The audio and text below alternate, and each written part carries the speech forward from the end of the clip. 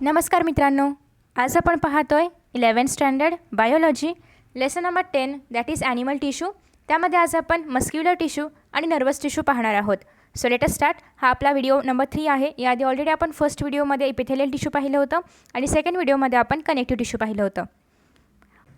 मित्रांनो, तुम्ही जर नीटची तयारी करत असाल आणि तुम्हाला जर खूप सारे डाऊट्स असतील आणि ते सॉल्व्ह होत नसतील, सोबतच तुम्हाला प्रॉपर नोट्स हवे असतील, तर त्यासाठी आहे अनअकॅडमीचं आयकॉनिक सबस्क्रिप्शन. जर तुम्ही हे सबस्क्रिप्शन घेतलं तर तुम्हाला सगळ्यात पहिल्यांदा लाईव्ह डाऊट सॉल्व्ह करून दिले जातील, सोबतच लाईव्ह मेंटॉरशिप मिळणार आहे, फिजिकल नोट्सही मिळतील आणि जे प्लस सबस्क्रिप्शनचे बेनिफिट्स असतात तेही तुम्हाला आयकॉनिकमध्ये मिळणार आहेत. आयकॉनिक सबस्क्रिप्शन घेण्यासाठी तुम्ही सुहानी 10 हा कोड वापरू शकता, जेणेकरून तुम्हाला या ठिकाणी 10% डिस्काउंटही पाहायला मिळेल. आफ्टर दॅट नेक्स्ट जर आपण पाहिलं, तुमचे बरेचसे डाऊट्स असतात आणि ते सॉल्व्ह होत नाहीत. सो आता हे डाऊट्स कसे सॉल्व्ह केले जातील, तर तुम्हाला हे लाईव्ह सॉल्व्ह करून दिले जातील. म्हणजे कसं, तर तुम्हाला या ठिकाणी सबस्क्रिप्शन घ्यायचं आहे. सबस्क्रिप्शन घेतल्यानंतर तुम्ही ॲप तुम्ही डाउनलोड केला असेलच, तर त्या ठिकाणी तुम्हाला मेन्यूमध्ये जायचं आहे, लाईव्ह मेंटरशिपवरती क्लिक करायचं आहे. त्या ठिकाणी तुमचं सेशन निवडायचं आहे. नेक्स्ट तुम्हाला सब्जेक्ट निवडायचं आहे की कोणत्या सब्जेक्टमध्ये डाऊट आहेत.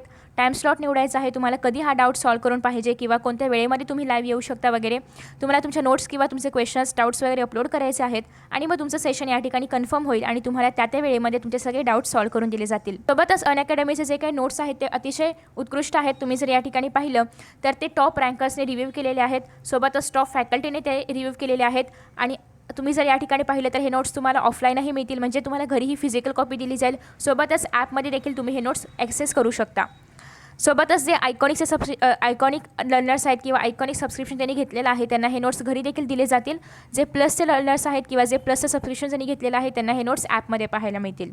ओके, सो हे जे आयकॉनिक सबस्क्रिप्शन आहे तर ते 12 मंथसाठी आहे, 18 मंथसाठी आहे, 24 मंथसाठी आहे. नेक्स्ट जर तुम्ही या ठिकाणी पाहिलं तर नीटसाठी काही बॅचेस देखील सुरू होत आहेत 18 ऑगस्टपासून, जे तुम्ही जॉईन करू शकता.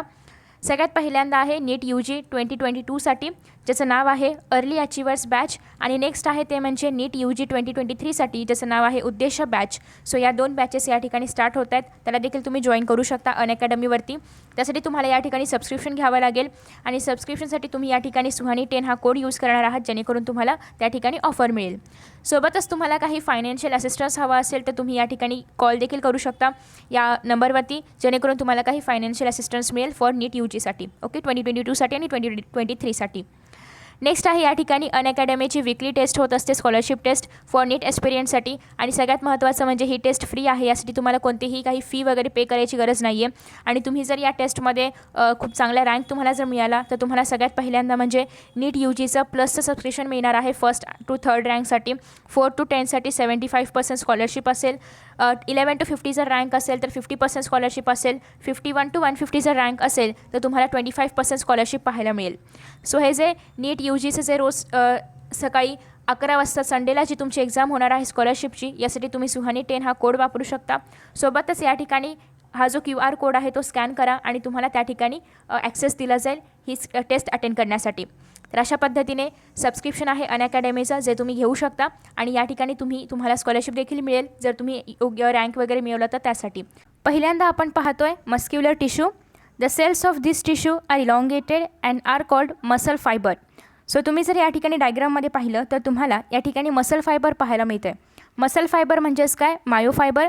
कारण तुम्ही जर पाहिलं तर जेव्हा आपण असं म्हणतो की आपण सेलचा स्टडी ज्या ब्रांचमध्ये करतो त्याला आपण सायटोलॉजी म्हणतो, ज्या ठिकाणी आपण मसलचा स्टडी करतो त्याला आपण मायोलॉजी म्हणतो. तर त्याचप्रमाणे मायो आणि मसल हे काय आहे, सिमिलर आहे.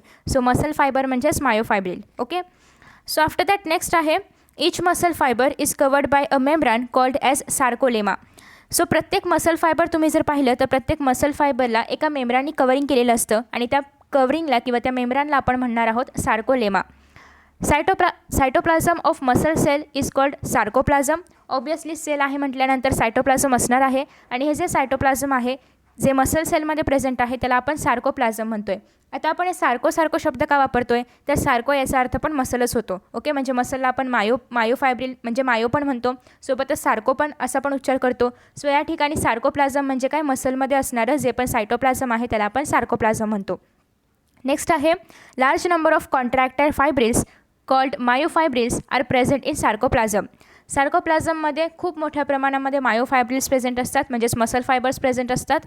One or many nuclei are present in muscle cell depending on the type. आता त्या ठिकाणी मसल सेल कोणत्या प्रकारचा आहे? मसल सेल अनेक प्रकारचे असतात किंवा मसल्स अनेक प्रकारचे असतात. स्केलेटल मसल असतं, स्मूथ मसल असतं, कार्डियक मसल असतं. तर या मसल सेल्स पैकी काही मसल सेल्स हे युनिन्यूक्लिएटेड असतात म्हणजे सिंगल न्यूक्लियस असतं, काही मल्टीन्यूक्लिएटेड असतात म्हणजे खूप सारे न्यूक्लियस असतात. सो डिपेंड अपॉन त्यांचं टाईप काय आहे त्यामध्ये नंबर ऑफ न्यूक्लियस प्रेझेंट असतात. आफ्टर दॅट नेक्स्ट आहे myofibrils are made up of proteins that is actin and myosin. So हे जे मायोफायब्रिल्स तुम्हाला पाहायला मिळतात हे ॲक्टिन आणि मायोसिनपासून बनलेलं असतं. आता ॲक्टिन आणि मायोसिन काय आहे? हे दोन कॉन्ट्रॅक्टाईल प्रोटीन्स आहेत. हे कॉन्ट्रॅक्शन शो करतात. सोबतच जर आपण पाहिलं तर या ॲक्टिन आणि मायोसिन यांच्यामुळेच जे मसल फायबर्स आहेत तर त्यांच्यामध्ये डार्क आणि लाईट बँड्स तयार होतात. ओके, सो ते आपण पुढे पाहणार आहोत स्केलेटल मसलमध्ये. नेक्स्ट आहे muscle fibres contract and decrease in length on stimulation. So basically या ठिकाणी जे मसल फायबर आहे ते कॉन्ट्रॅक्शन शो करतात, रिलॅक्सेशन शो करतात आणि जेव्हा मसल फायबर कॉन्ट्रॅक्ट होतात तेव्हा त्यांची लेंथ डिक्रीज होते ऑब्वियसली स्टिम्युलस मिळाल्यामुळे. नेक्स्ट आहे hence muscular tissue is known as contractile tissue. आणि ॲज की जसं की आपण आपला हात जरी आपण असं दंड जरी दाखवले तरी पण त्या ठिकाणी कॉन्ट्रॅक्शन रिलॅक्सेशन होणार आहे. म्हणजे बेसिकली जे मस्क्युलर टिश्यू आहेत किंवा जे मसल टिश्यूज आहेत तर ते कसे आहेत? कॉन्ट्रॅक्टाईल आहेत, ते कॉन्ट्रॅक्शन दाखवतात. It is vascular tissue.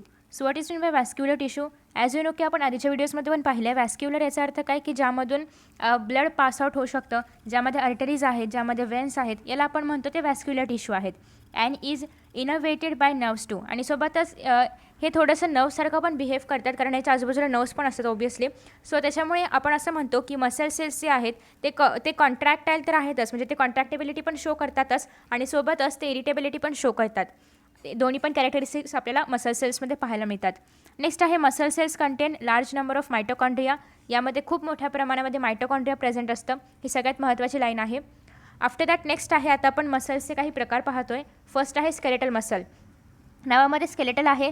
Skeletal म्हणजे काय? बोन वगैरे याला आपण स्केलेटल म्हणतो. सो अर्थातच हे जे मसल आहे तर हे बोनला वगैरे चिटकलेलं असणार आहे. Skeletal muscle consist of large number of fasciculi which are wrapped by connective tissue sheath called as epimysium or fascia.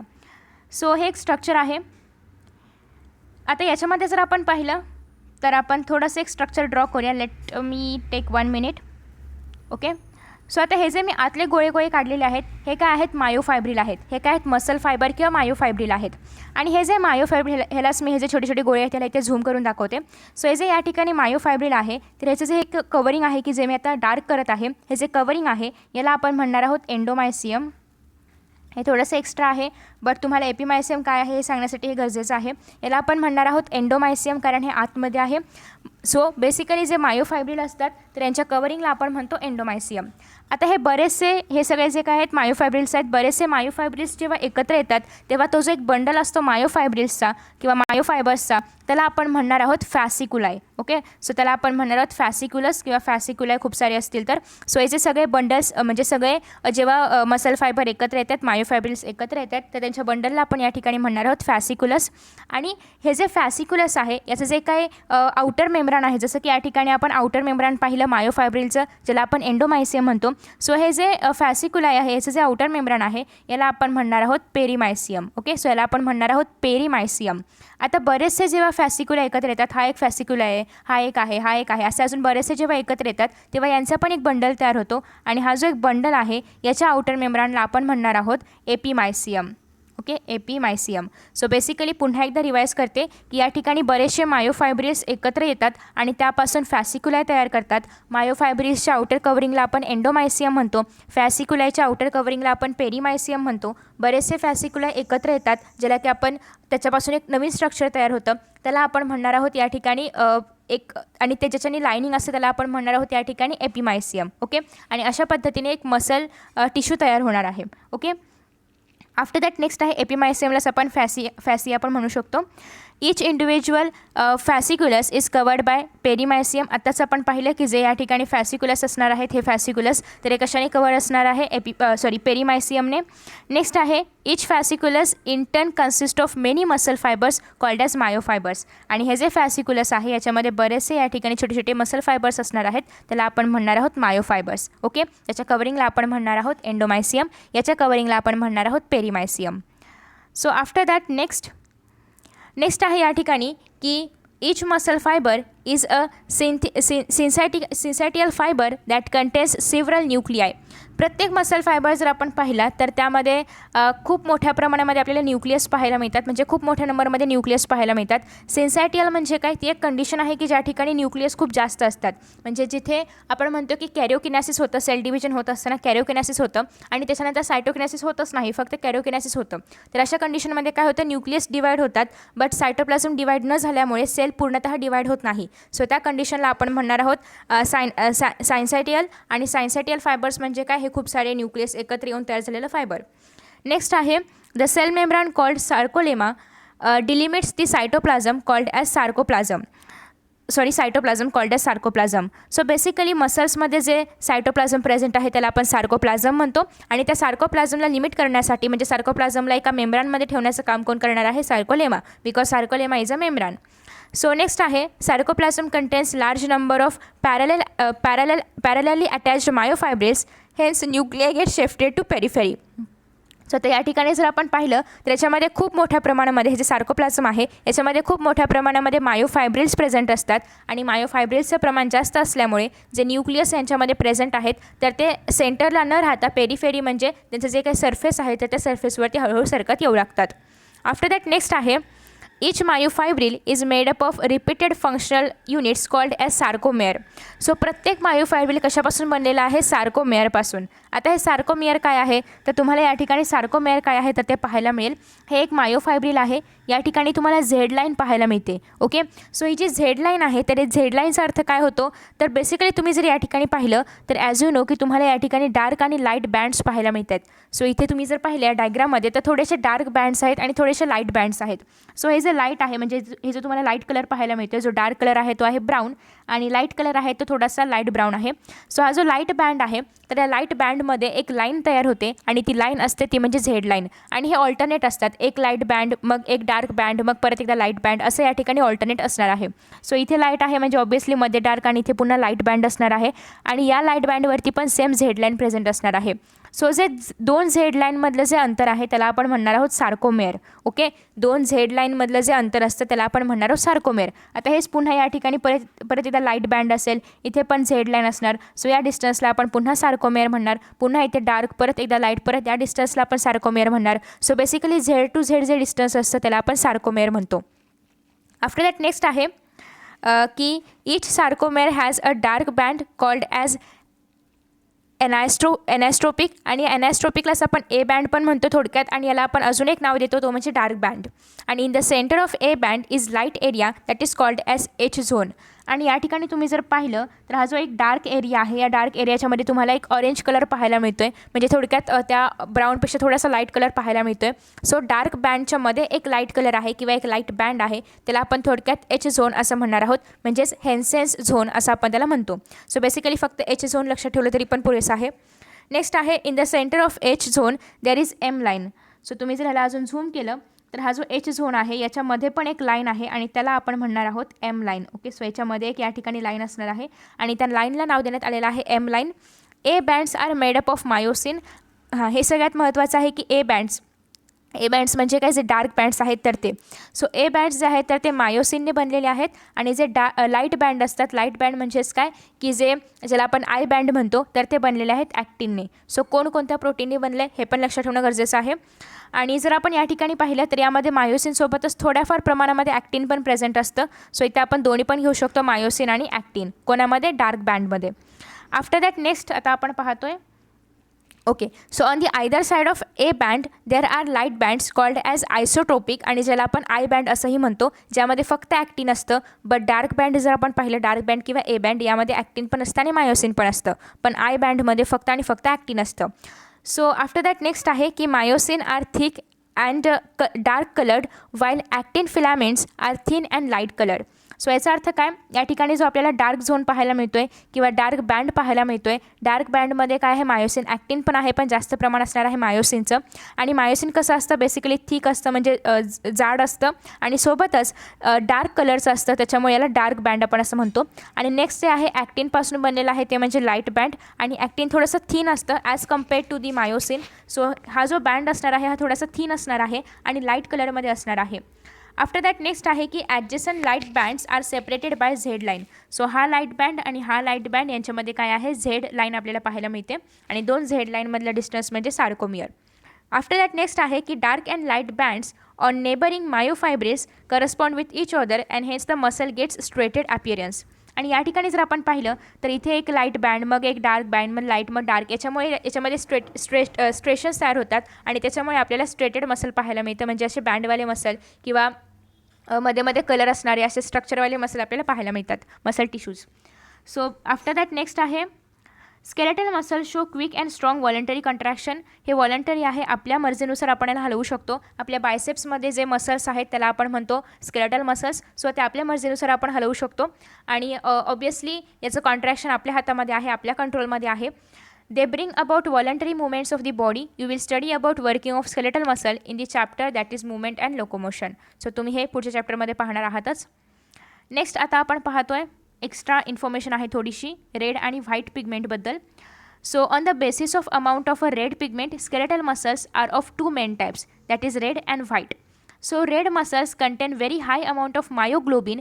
Myoglobin म्हणजे काय, मसलमध्ये असणारं, थोडक्यात मसलमध्ये असणारं हिमोग्लोबिन, याला आपण मायोग्लोबिन म्हणू शकतो. While white muscles contain very low amount of myoglobin. So basically red मसल्समध्ये खूप मोठ्या अमाऊंटमध्ये मायोग्लोबिन प्रेझेंट असतं आणि व्हाईट मसल्समध्ये कमी अमाऊंटमध्ये मायोग्लोबिन प्रेझेंट असतं. सो डिपेंड अपॉन मायोग्लोबिन कसं आहे, किती अमाऊंटमध्ये आहे, याचे दोन प्रकार पडतात, रेड मसल आणि व्हाईट मसल. कोणाचे, स्केलेटल मसलचे. So myoglobin is an iron containing red colour pigment which is present only in the muscles. जसं की आपल्या ब्लडमध्ये हिमोग्लोबिन असतं त्याप्रमाणे मसल्समध्ये मायोग्लोबिन असतं. त्याच्यामध्ये पण आयरनच प्रेझेंट असणार आहे आणि ते पण रेड कलरचं असणार आहे. It consist of 1 heme and 1 peptide bond. So या ठिकाणी 1 हेम बॉन्ड असणार आहे आणि 1 पॉलीपेप्टाइड बॉन्ड असणार आहे. It can carry 1 molecule of oxygen. त्याच्यासोबत 1 मॉलिक्यूल ऑफ ऑक्सिजन असतं. जर आपण हिमोग्लोबिन पाहिलं तर हिमोग्लोबिनमध्ये आयरनसोबत 4 मॉलिक्यूल ऑफ ऑक्सिजन असतात, 2 अल्फा आणि 2 बीटा. बट इथे जर आपण पाहिलं तर याच्यामध्ये मायोग्लोबिनमध्ये फक्त 1 मॉलिक्यूल ऑफ ऑक्सिजन आपल्याला पाहायला मिळतं. So due to presence of myoglobin the muscles can obtain their oxygen from 2 sources, that is myoglobin and also haemoglobin. जर एखाद्या मसल फायबरमध्ये किंवा मसल्स टिश्यूजमध्ये जर मायोग्लोबिन प्रेझेंट असेल तर त्याचा एक बेनिफिट असा होतो की ते मसल फायबर मायोग्लिनद्वारे सुद्धा आणि सोबतच हिमोग्लोबिनद्वारे सुद्धा ऑक्सिजन जे आहे ते घेऊ शकतं, खेचून घेऊ शकतं किंवा ऑप्टेन करू शकतं. सो याचा एक असा फायदा आहे की ते जास्त ऑक्सिजन त्या ठिकाणी त्याला मिळू शकतं. कोणामुळे, मायोग्लोबिनमुळे. मायोग्लोबिन असणारे जास्त अमाऊंटमध्ये असतील तर रेड मसल आणि जास्त अमाऊंटमध्ये नसेल तर व्हाईट मसल. नेक्स्ट आता आपण पाहतोय स्मूथ मसल किंवा याला नॉन स्ट्रेटेड पण म्हणतो आपण. नॉन स्ट्रेटेड का, तर याच्यामध्ये लाईट बँड्स आणि डार्क बँड्स आपल्याला पाहायला मिळत नाहीत. सो त्याच्यामुळे non striated. These muscles are present in the form of sheets or layers. हे एकतर शीटप्रमाणे किंवा लेअरप्रमाणे असतात. आफ्टर दॅट नेक्स्ट आहे की each muscle cell is spindle shaped. Spindle म्हणजे हे असे निमुळते होत जाणारे, थोडेसे मध्ये जाड आणि बाकी ठिकाणी निमुळते होत जाणारे, अशा प्रकारे यांचा शेप असतो. दी मसल्स आर अनब्रांच्ड आहेत. हे वेगळं आहे, हे वेगळं आहे. जर आपण या ठिकाणी स्केलेटल मसल्स पाहिलं तर स्केलेटल मसल्स ब्रांच्ड होते. सो बेसिकली तुम्ही जर या ठिकाणी पाहिलं, लेट मी शो यू, तर या ठिकाणी ब्रांचेस आहेत. हे ह्याला जॉईंट आहे, हे याला जॉईंट आहे, असे या ठिकाणी ब्रांचेस आहेत आणि हे काय आहे, न्यूक्लियस आहे. ओके. सो बट जर आपण या ठिकाणी स्मूथ मसलमध्ये पाहिलं तर स्मूथ मसल कुठेही ब्रांच्ड वगैरे नाही आहेत, ते अनब्रांच्ड आहेत. नेक्स्ट आहे यांच्यामध्ये एक छोटंसं न्यूक्लियस प्रेझेंट आहे आणि हे युनिन्यूक्लिएटेड आहेत. एकच सिंगल न्यूक्लियस यांच्यामध्ये प्रेझेंट असतं. सार्कोप्लाझम कंटेन्स मायोफायब्रिल्स आणि हे जे या ठिकाणी सायटोप्लाझम, ज्याला की आपण सार्कोप्लाझम म्हणतो आहे, तर त्या ठिकाणी बरेचसे मायोफायब्रिल्स आहेत. तुम्ही या ठिकाणी हे पाहू शकता. हे सगळे जे लाईन्स आहेत तर ते आहेत मायोफायब्रिल्स. नेक्स्ट आहे myofibrils are made up of contractile proteins called as actin आणि मायोसिन. ॲक्टिन आणि मायोसिनपासून हे मायोफायब्रिल्स तयार झालेले आहेत आणि तुम्हाला असंही विचारलं जाऊ शकतं की कॉन्ट्रॅक्टाईल प्रोटीन्स कोणते आहेत, तर ते आहेत ॲक्टिन आणि myosin. Smooth muscle contain less myosin and more actin as compared to the skeletal muscle. Skeletal मसलच्या कंपॅरेटिव्हली जर आपण पाहिलं तर स्मूथ मसलमध्ये मायोसिनचं प्रमाण कमी असतं आणि ॲक्टिनचं प्रमाण जास्त असतं. स्ट्रेशन्स आर ॲबसेंट. या ठिकाणी कोणतेही स्ट्रेशन्स पाहायला मिळत नाहीत, म्हणजे कोणतेही तुम्हाला लाईट बँड, डार्क बँड वगैरे असं काही पाहायला मिळणार नाही. These muscles undergo slow and sustained इनव्हॉलंटरी contraction. याचं कॉन्ट्रॅक्शन आपल्या हातामध्ये नसतं. हे कॉन्ट्रॅक्शन इनव्हॉलंटरी आहे, आपल्या मर्जीनुसार चालत नाही. They are innervated bye autonomous nervous system, आणि मोस्टली हे ॲटोनॉमस नर्वस सिस्टमच्या अंडर काम करत असतं. आपल्या बॉडीमध्ये 3 प्रकारचे नर्वस सिस्टम आहेत. सेंट्रल नर्वस सिस्टम, PNS ज्याला आपण CNS ज्याला आपण म्हणतो, PNS ज्याला आपण म्हणतो, आणि ANS ॲटोनॉमस नर्वस सिस्टम. तर अशा प्रकारे 3 प्रकारचे नर्वस सिस्टम आपल्या बॉडीमध्ये आहेत. त्यापैकी जे ॲटोनॉमस नर्वस सिस्टम आहे तर याच्या अंडर स्मूथ मसल काम करणार. नेक्स्ट आहे these are found in walls of visceral organs. Visceral organs म्हणजे आपल्या बॉडीमध्ये जे स्टमक रिलेटेड ऑर्गन्स ज्याला आपण म्हणू शकतो किंवा डायजेशन रिलेटेड ऑर्गन्स ज्याला आपण म्हणू शकतो, तर ते येणार आहेत स्मूथ मसलचे. नेक्स्ट आहेत ब्लड वेसल्स आहेत, आणि हेच they are also called as visceral muscles. They may be arranged lengthwise म्हणजे लॉंगिट्युडिनल असेल, किंवा ॲज अ सर्कम्फेरन्स म्हणजे सर्क्युलर मसल्स असतील ऑफ एनी ऑर्गन. ते ऑर्गन काय काम करतं, त्या ऑर्गनचा शेप कसा आहे याच्या आधारावरती हे मसल्स अरेंज केले जातात. नेक्स्ट आता आपण पाहतोय लास्ट प्रकार, जो की आहे कार्डिएक मसल. नावातच कार्डिएक आहे, आणि ॲज यू नो की कार्डिएक बऱ्याचदा हार्टशी निगडीत जे काही असतं त्यासाठी वापरलं जातं. सो कार्डिएक मसल फक्त आणि फक्त आपल्या हार्टमध्ये प्रेझेंट असतात. Muscle of this tissue show characters of both striated and non striated fibres. So हे जे कार्डिएक मसल आहे ही एक वेगळी कॅटेगरी का आहे, तर यामध्ये आपल्याला काही नॉन स्ट्रेटेड मसल्सचे कॅरेक्टर्स पाहायला मिळतात, तर काही स्ट्रेटेड मसल्सचे कॅरेक्टर्स पण पाहायला मिळतात. Sarcolemma is not distinct. यामध्ये सार्कोलेमा खूप डिस्टिंक्ट असं काही नाही आहे, आणि हे कसे आहेत, युनिन्यूक्लिएटेड आहेत. Muscle fibres appear to be multinucleate. So इथे जर आपण पाहिलं हे कसं युनिन्यूक्लिएटेड आहे. सो बेसिकली तुम्ही जर पाहिलं तर हा एक आहे, आणि याच्यामध्ये 1 minute let me show you. So या ठिकाणी तुम्ही जर पाहिलं तर हे एकच मसल आहे, आणि हे जे मसल आहे याच्यामध्ये एकच न्यूक्लियस आहे. पण आपल्याला असं वाटतं की हे मल्टीन्यूक्लिएटेड आहे, but no, that is wrong. या ठिकाणी एकच न्यूक्लियस प्रेझेंट असतं. सो याला आपण म्हणतो युनिन्यूक्लिएटेड. या एवढ्या पार्टचा एक न्यूक्लियस आहे, एवढ्या पार्टचा एक न्यूक्लियस, अशा पद्धतीने यांच्यामध्ये युनिन्यूक्लिएशन किंवा एक सिंगल सेल आपल्याला पाहायला मिळतं.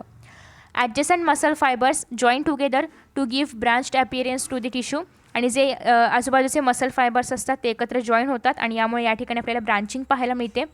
नेक्स्ट असं आहे की पॉईंट्स ऑफ ॲडहेन्सन म्हणजे काय, ज्या ठिकाणी ते जॉईन होणार आहेत of muscle fibre are found by transverse thickening of sarcolemma called intercalated disc किंवा इंटरकॅलॅटेड डिस्क. सो यांच्यामध्ये बेसिकली इंटरकॅलॅटेड डिस्क प्रेझेंट असते, त्याच्यामुळे हे दोघं असे चिटकतात किंवा यांच्यामध्ये ब्रांचिंग होते. ओके.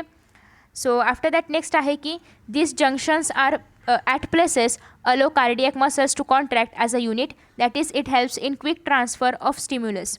सो बेसिकली आपण सेल जंक्शन पाहिलं होतं. सेल जंक्शनमध्ये आपण 3 प्रकारचे जंक्शन पाहिले होते. टाईट जंक्शन होतं, सोबतच गॅप जंक्शन, ॲडहिअरिंग जंक्शन वगैरे होतं. त्याच्यामधलं हे जे टाईट जंक्शन आहे तर ते कार्डियकमध्ये अजिबात प्रेझेंट नसतं, कारण टाईट जंक्शनचं काम काय आहे की जे लिकेजिंग वगैरे होतं तर ते प्रिव्हेंट करणं. बट बेसिकली कार्डियकमध्ये किंवा आपल्या हार्टमध्ये लिकेजिंग होण्याची गरज जास्त असते किंवा मटेरियल पासआउट होण्याची गरज जास्त असते. सो त्याच्यामुळे या ठिकाणी टाईट जंक्शन प्रेझेंट नसतं, बट गॅप जंक्शन खूप मोठ्या प्रमाणामध्ये प्रेझेंट असतं. सो आफ्टर दॅट, आणि त्याच्यामुळे काय होतं, स्टिम्युलस जे पण दिलं जाईल ते खूप पटकन ट्रान्सफॉर्म होतं पूर्ण ऑर्गनमध्ये.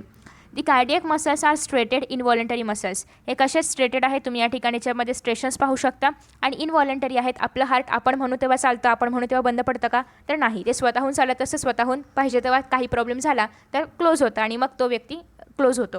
तर अशा पद्धतीने हे जे हार्ट आहे तर ते स्वतःहून चालतं, इनव्हॉलंटरी आहे, आपण त्याला चालवत नाही. आणि सोबतच त्याच्यामध्ये स्ट्रेशन्स पण आपल्याला पाहायला मिळतात.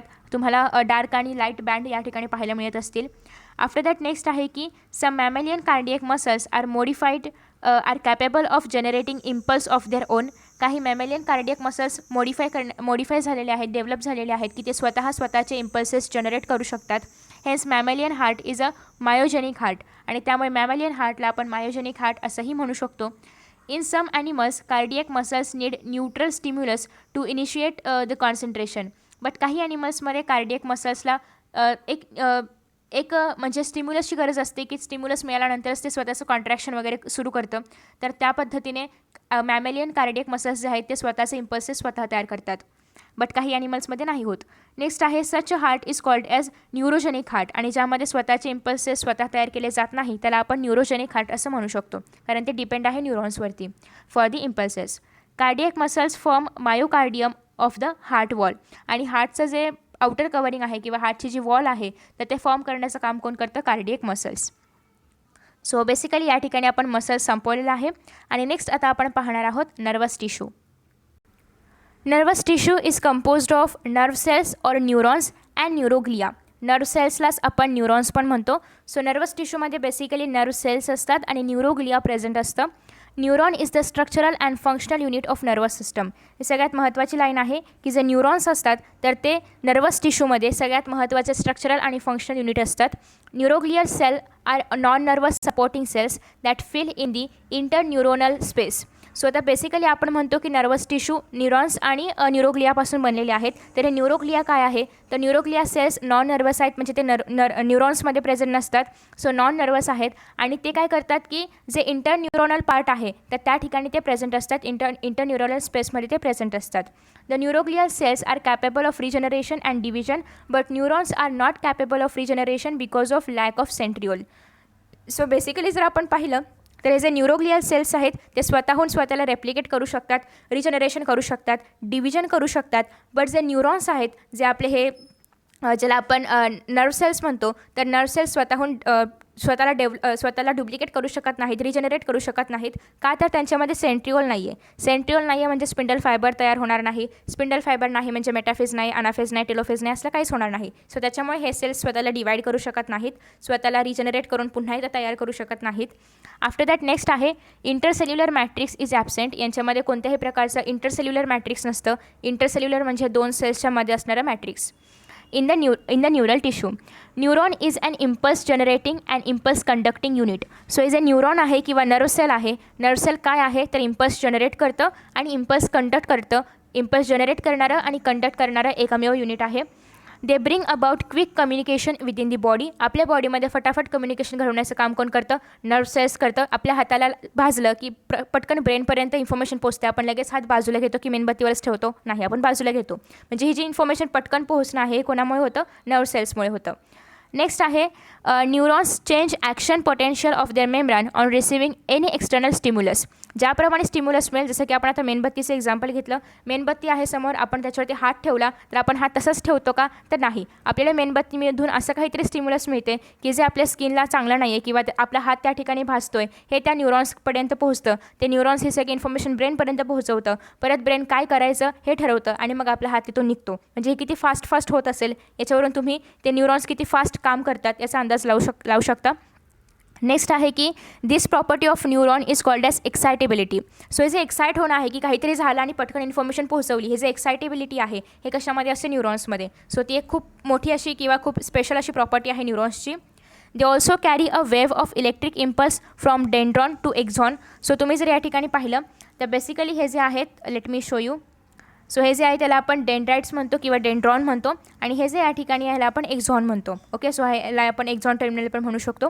सो एक्झॉनपासून डेंड्रॉनपर्यंत किंवा डेंड्रॉनपासून एक्झॉनपर्यंत जे इलेक्ट्रिक इम्पल्सेस आहेत तर ते पोहोचवण्याचं काम देखील न्यूरॉनमध्येच केलं जातं आणि याला आपण कंडक्टिव्हिटी म्हणतो. कारण जेव्हा कंडक्शन केलं जाते कोणाचं तरी तेव्हा त्याला आपण ऑब्व्हियसली कंडक्टिव्हिटी म्हणणार आहोत. सो एक्सायटेबिलिटी आणि कंडक्टिव्हिटी हे दोन्ही याचे कॅरेक्टरिस्टिक्स आहेत. नेक्स्ट आहे आता हे जे न्यूरॉन आहे तर ते कसं बनतं ते आता आपण बघूया. A neuron is made up of cyton or cell body. Cyton म्हणजेच काय, सेल बॉडी. ऑब्वियसली कोणतंही सेल बॉडीपासून बनणार आहे. It contains granular cytoplasm called as neuroplasm. So तुम्ही जर या ठिकाणी पाहिलं तर हे आहे न्यूरोप्लाझम आणि न्यूरोप्लाझममध्ये आपल्याला अजून दाणे पण पाहायला मिळतात. सो हे दाणे काय आहेत तर ग्रॅन्युल्स या ठिकाणी प्रेझेंट आहेत. सो त्याच्यामुळे आपण त्याला ग्रॅन्युलर सायटोप्लाझम म्हणतो. And centrally placed nucleus. या ठिकाणी न्यूक्लियस कुठे आहे, एकदम सेंटरमध्ये आहे. ऑब्वियसली न्यूक्लियसच्या आतमध्ये न्यूक्लिओलस असणार आहे.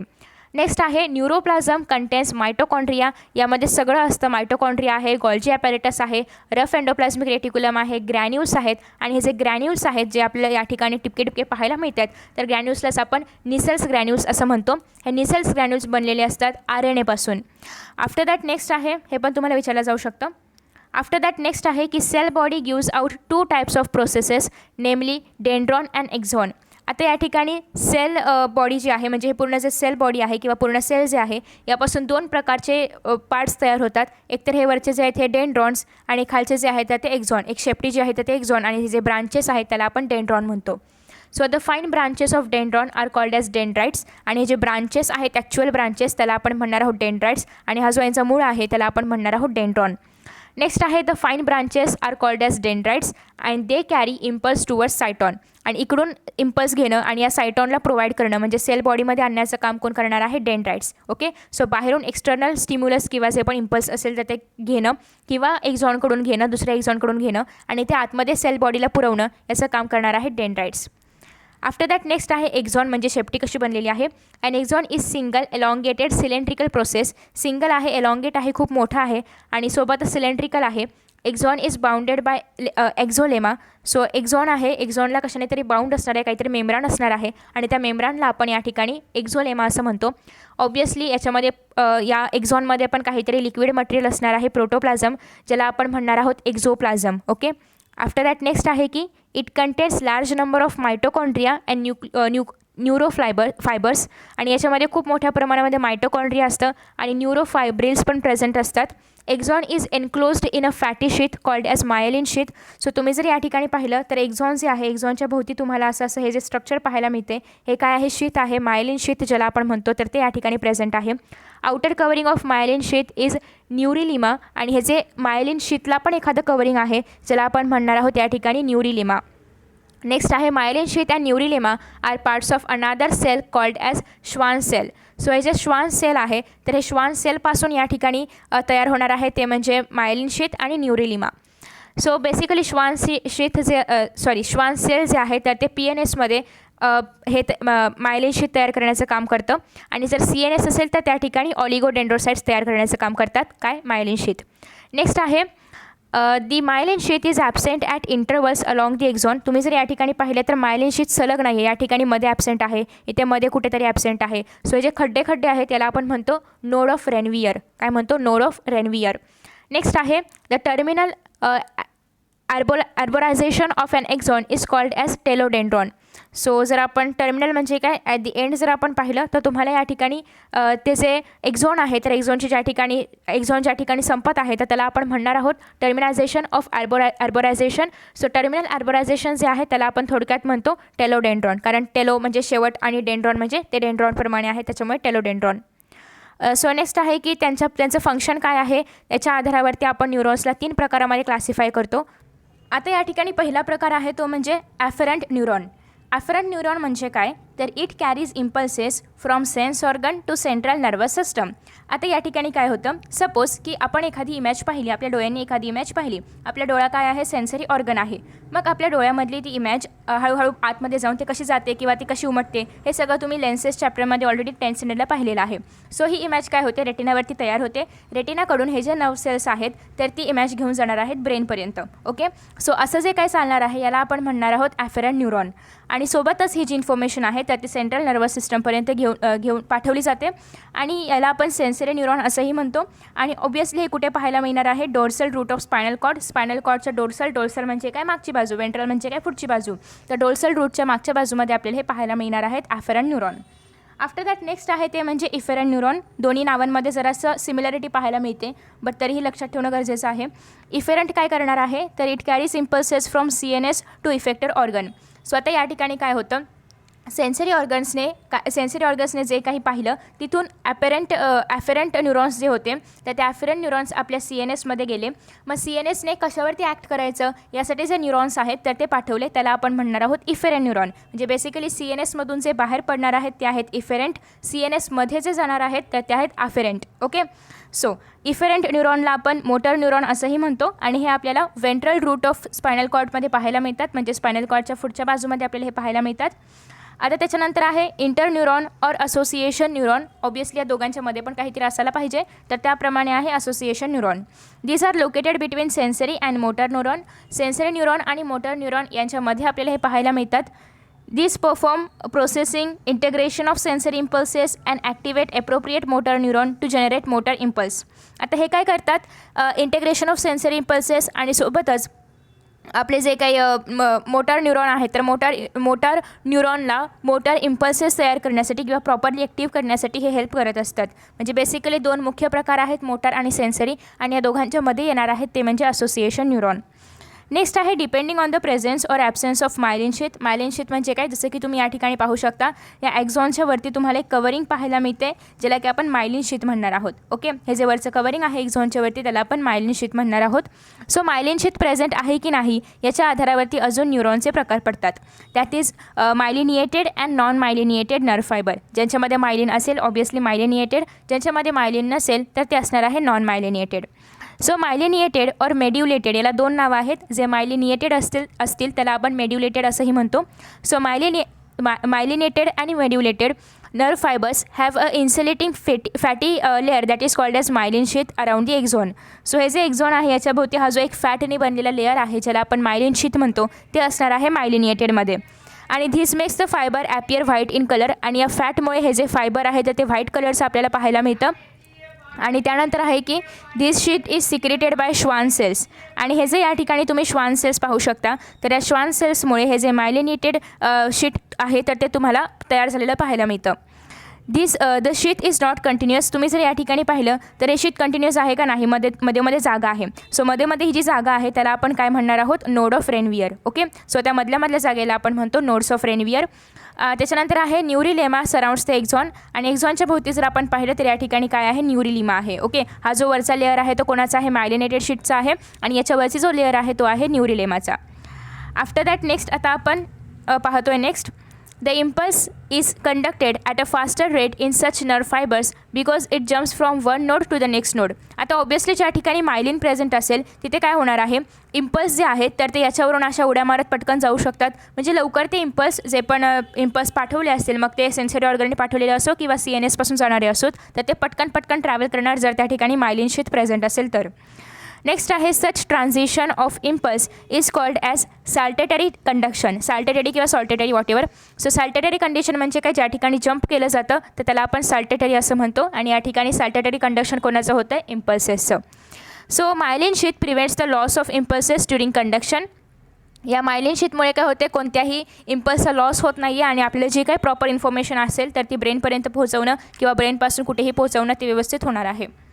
नेक्स्ट आहे सो नेक्स्ट आहे cranial nerves of vertebrates are myelinated. आणि आपले जे वर्टेब्रेट्समध्ये असणारे क्रेनियल नर्व्स आहेत 12 पेअर्स असतात तर ते कशा आहेत, सगळे मायलिनेटेड आहेत. कारण तो एक मेन सोर्स आहे किंवा ती एक मेन जागा आहे की ज्यामधून ब्रेनपर्यंत किंवा ब्रेनपासून ओरिजिनल म्हणजे ज्या ऑर्गनपर्यंत इफेक्टेड ऑर्गन असेल तिथपर्यंत ते इम्पल्सेस पाठवले जाणार आहेत. सो तिथे आपल्याला मायलिन शीट पाहायला मिळतं किंवा मायलिनेटेड नर्व फायबर्स पाहायला मिळतात.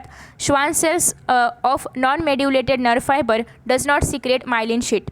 आणि जे नॉन मेड्युलेटेड आहेत म्हणजे जे नॉन मायलिनेटेड आहेत त्यांच्यामध्ये प्रेझेंट असणारे श्वान सेल्स अजिबात मायलिन सिक्रेट करत नाहीत. सो नेक्स्ट आहे this fibre are grey in colour due to absence of fatty layer. Obviously myelin secrete नाही केलं तर फॅटी लेअर तयार होणार नाही. फॅटी लेअर तयार झाला नाही तर त्याला ग्रे कलर, त्याचा कलर ग्रे राहतो, त्याला कलर प्राप्त होत नाही. ओके, व्हाईट कलर प्राप्त होत नाही. नेक्स्ट आहे conduction of impulse in a non myelinated fibre is slower as compared to myelinated nerve fibre. So मायलिनेटेडपेक्षा नॉन मायलिनेटेडमध्ये इम्पल्सेस खूप स्लोली ट्रॅव्हल करतात. का तर यासाठी आता या ठिकाणी जर मायलिन नसेल तर एक स्ट्रेट या ठिकाणी फक्त एक झोन असणार आहे आणि त्याच्यावरचा लेअर असणार आहे.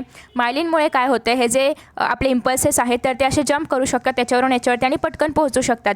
पण जर या ठिकाणी मायलिन नसेल तर ऑब्वियसली नोड ऑफ रेनवियर पण नसणार आहे. म्हणजे त्या इम्पल्सेसला हा पूर्ण पाथ ट्रॅव्हल करावा लागणार आहे. ओके, सो त्याच्यामुळे नॉन मायलिनेटेडमध्ये यांचं जे जाण्याचा स्पीड जे आहे तर ते स्लो असतं कोणाचं, इम्पल्सेसचं. आफ्टर दॅट नेक्स्ट आहे functional contact between axonal ends and dendrites of adjacent neurons is called as synapse. आता या ठिकाणी जर आपण पाहिलं तर हे काय आहेत, ॲक्झॉनचे एंड आहेत, टर्मिनल एंड्स आहेत. आणि याच्यानंतर पुढे परत दुसरा न्यूरॉन या ठिकाणी तयार होईल, त्याचे डेंड्राइट्स या ठिकाणी आपल्याला पाहायला मिळतील. हे त्याचं एक्झॉन असेल. सो हे याचं डेंड्राइट म्हणजे या न्यूरॉनचं डेंड्राइट आणि हे याचं टर्मिनल एंड, एक्झॉनचं टर्मिनल एंड, यांच्यामध्ये जो हा स्पेस आहे त्याला आपण म्हणणार आहोत सायनॅप्स. ओके, सो त्या स्पेसला आपण म्हणतो synapse. You will learn about synapse in chapter control and coordination in 12th standard. So synapse काय आहे, त्याचं कसं तयार होतं, त्यामधून कसे न्यूरॉन्स त्याच्यामधून कसे इम्पल्सेस पास होतात किंवा ते कसं कनेक्ट केलं जातं, या सगळ्या गोष्टी तुम्ही 12th स्टँडर्डला पाहणार आहात. सगळ्यात पहिल्यांदा आहे युनिपोलर और मोनोपोलर न्यूरॉन्स. आता या ठिकाणी नावामध्येच युनी आहे, युनीचा अर्थ सिंगल आणि पोलार म्हणजे एक पोल त्या ठिकाणी आहे. आता पोलचा अर्थ या ठिकाणी काय घ्यायचा आहे, जसं की एक्झॉन किंवा डेंड्राइट्स असतात तर त्याला आपण बेसिकली पोल्स म्हणतो. युनी म्हणजे या ठिकाणी सिंगल पोल असणार आहे, म्हणजे फक्त या ठिकाणी तुम्हाला एक्झॉन आणि त्याच्या बाजूला डेंड्राइट्स पाहायला मिळतात. ओके, सो एकच या ठिकाणी तयार होणार आहे आणि यापासून तुम्हाला इथे डेंड्राइट्स पण पाहायला मिळतात आणि इथे तुम्हाला एक्झॉन टर्मिनल्स पण पाहायला मिळतात. So it has single process originating from cyton. Cyton म्हणजे काय, ही जी सेल बॉडी आहे याला आपण म्हणणार आहोत सायटॉन. आणि आफ्टर दॅट इथे जर आपण पाहिलं तर काय सांगितलेलं आहे, both axon and dendron arises from cyton at one point. So इथे जर आपण पाहिलं एक सिंगल पॉईंट आहे, सायटॉनवरती एक सिंगल पॉईंट आहे आणि इथून इकडे जर आपण पाहिलं तर डेंड्राइट्स येत आहेत आणि इथून इकडे जर आपण पाहिलं तर एक्झॉन येत आहेत. ओके, सो सिंगल सायटॉन आहे, सायटॉन म्हणजे सिंगल सेल बॉडी आहे आणि त्या सिंगल सेल बॉडीमधूनच हे दोन अराईज होत आहेत दोन्ही साईडला.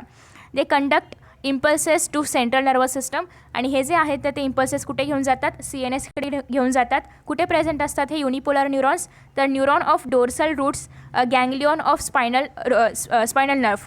सो गँग्लियॉन म्हणजे काय, तर बेसिकली आपलं जे डोर्सल रूट आहे तर त्या ठिकाणी तुम्हाला कलेक्शन ऑफ न्यूरॉन्स पाहायला मिळतात आणि त्या कलेक्शन ऑफ न्यूरॉन्समध्ये हे मोनोपोलर न्यूरॉन आपल्याला पाहायला मिळतात.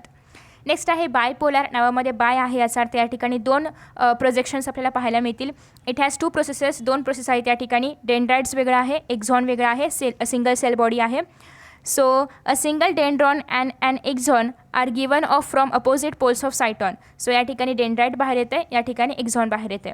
ओके, आणि सेल बॉडी पुन्हा एकच आहे या ठिकाणी, ज्यामधून दोन्ही ओरिजिनेट होत आहेत. They bring about transmission of special sense like sight, smell, taste, hearing, etc. मग आता ऑब्वियसली यांच्यामधून आपल्याला टेस्ट करणं किंवा आपण पाहणं हे सगळं आपल्याला यामधून कळते. म्हणजे बेसिकली जे बायपोलर न्यूरॉन आहेत तर ते आपल्याला आपल्या सेन्सरी ऑर्गन्समध्ये प्रेझेंट असणार आहेत. सो ऑब्वियसली इथे रेटिना ऑफ आय, डोळ्याच्या रेटिनामध्ये, किंवा त्याबरोबर ऑलफॅक्टरी एपिथेलियम. ऑलफॅक्टरी म्हणजे काय, जे आपले स्मेलिंग ऑर्गन्स असतात, नाक वगैरे, तर त्या ठिकाणी प्रेझेंट असणार आहेत.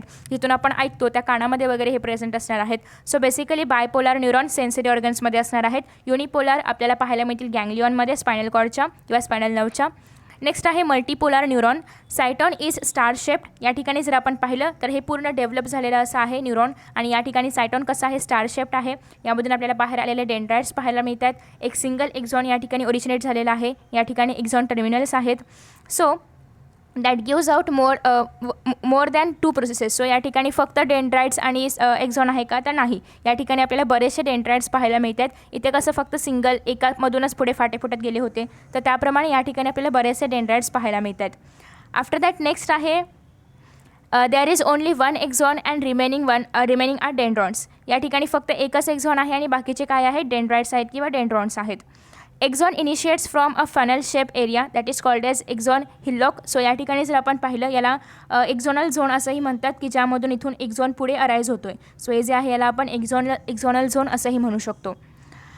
आफ्टर दॅट तुम्ही जर या ठिकाणी पाहिलं तर तुम्हाला नर्वचं स्ट्रक्चर पाहायला मिळते, जसं की स्पायनल कॉर्डचं कवरिंग कसं असतं, किंवा या ठिकाणी एक्झॉन कसं बाहेर येतं, मायलिन शीथ कसं पाहायला मिळतं. सोबतच या ठिकाणी एंडोन्युरियम म्हणजे काय, न्यूरॉनच्या आतमधलं कवरिंग, पेरिन्युरियॉन म्हणजे त्याच्या बाहेरचं कवरिंग, आणि हे सगळे मिळून जेव्हा एक स्ट्रक्चर तयार करतात, या सगळ्याचं आउटर कवरिंग याला आपण एपिन्युरियम म्हणणार आहोत. या ठिकाणी तुम्हाला ब्लड वेसल्स वगैरे पाहायला मिळतात. फेसिकल म्हणजे काय, ज्या ठिकाणी बरेचसे सेल्स एकत्र येतात तर त्याचा एक बंडल ज्याला आपण म्हणतो, तर त्याच्यापासून फेसिकल तयार होतं. ओके, आणि फेसिकलच्या कवरिंगला आपण पेरिन्युरियम असं म्हणतो. सो हे एक या ठिकाणी स्ट्रक्चर तुम्हाला पाहायला मिळते. सो फ्रेंड्स, अशा पद्धतीने आपला हा चॅप्टर या ठिकाणी कंप्लीट होतो आहे, आणि मी सगळे पार्ट्स या चॅप्टरचे अपलोड केलेले आहेत, आणि लवकरच पुढचा चॅप्टर पण अपलोड केला जाईल.